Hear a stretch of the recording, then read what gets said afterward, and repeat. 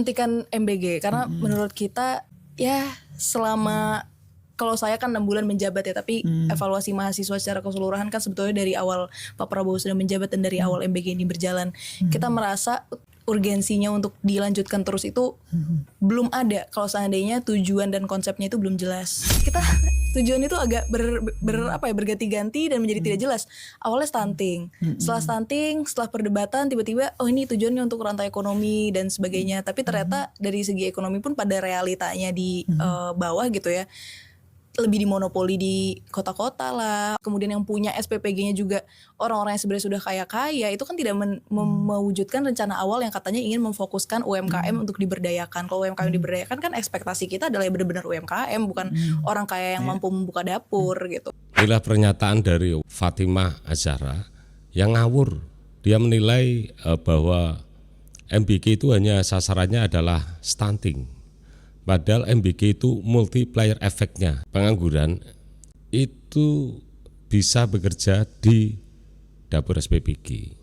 Kalau 50 orang kali 34.000 ya seputaran 2 juta orang yang bisa jadi relawan atau bekerja di dapur SPPG. Itu yang pertama. Yang kedua, multiplier efeknya adalah para petani, nelayan, pelaku UMKM kemudian bisa bergeliat yang kemudian bisa menyumbang negara untuk swasembada pangan. Ya, itu kalau tidak dipancing melalui MBG tidak mungkin akan bisa pada menanam. Itu terbukti ketika sekarang sudah swasembada pangan. Kemudian multiplier efek yang berikutnya adalah stunting. Perlu diketahui ya Azahra bahwa angka stunting negara kita ini masih tinggi. 1 di antara 4 anak yang lahir itu terkena stunting.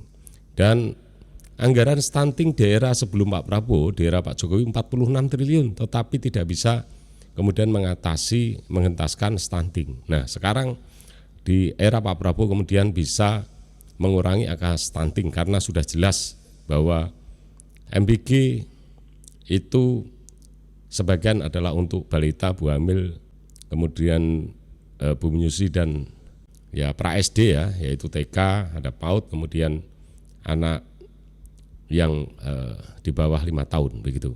Kemudian multiplier efek yang berikutnya adalah anak-anak ini kemudian di kemudian hari ber-IQ tinggi.